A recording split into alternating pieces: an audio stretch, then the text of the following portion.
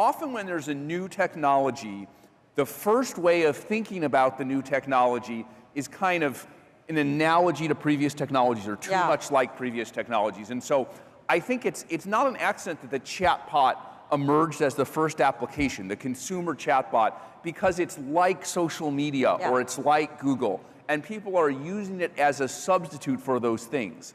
But I think as often happens with new technology, when it's used as an analogy or drop-in replacement to previous technologies, that's only a tiny fraction of its power. Right. And so I think the ultimate power of AI, which is taking a little longer to emerge because it's a new thing, because it's a totally new way of using the technology, is kind of enabling the businesses and the economic activities of the world. Yeah.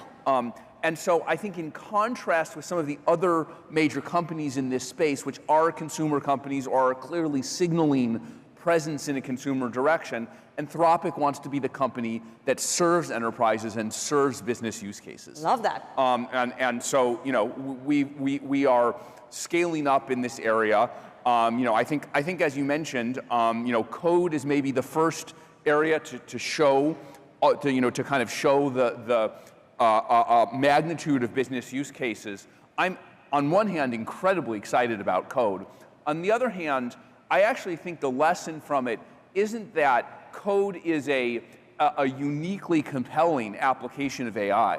I mean, it's really compelling, but I think what's going on is that coders, people who write code, are people who adopt technology quickly and people who are close to the LLM revolution.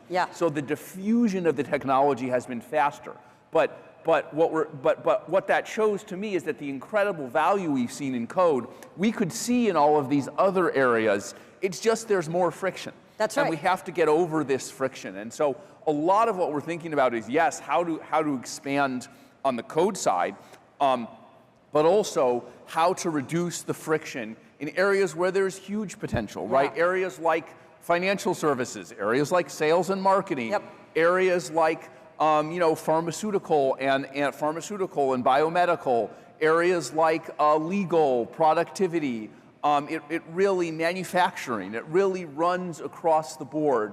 And I think we're held back not by the power of the technology to change these things, but by needing, you know, just needing to solve all the practical problems that comes up when there's a big enterprise that does something other than AI and somehow has to mesh or integrate itself with the new AI technology. Is there like a moment where you were like, you saw something in Claude Code and the way developers were using it that it became the big thing? And do you see that type of pattern emerging in the next couple of big use cases?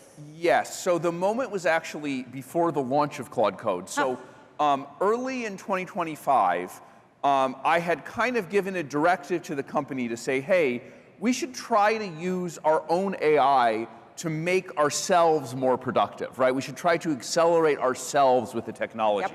And so, you know, I didn't want to tell people exactly what they should build, because that doesn't work very well. You know, I said experiment with things. And so there were a number of experiments, and one of them was, you know, this internal tool. It had some other name that I've forgotten by now, but it was basically this command line tool that, you know, you could use to write for Anthropic engineers and researchers to write code.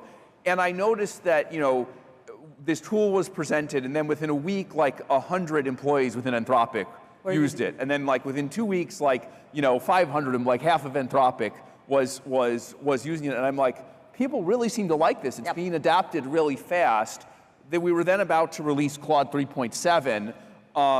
And, you know, I looked at it and I was like, hey, can we just release this publicly? And, you know, there were various reasons. It was like, oh, you know, we'll have to. And I'm like, this seems really compelling. You know, I think in general you shouldn't have a prescriptive view on, you know, you shouldn't have a roadmap and say follow the roadmap. If something is getting product market fit, including internal product market fit, like that's the best signal, and you know, nothing else matters, right? Like you know, that's the thing that's going to succeed. Now, if you're worried about it from a safety and moral perspective, that's another thing. But if it appears safe and it has product market fit, even internal, you should make it go as fast as possible. And so that's what we did with Claude Code, and the external reaction was very much like the internal reaction that we saw to it.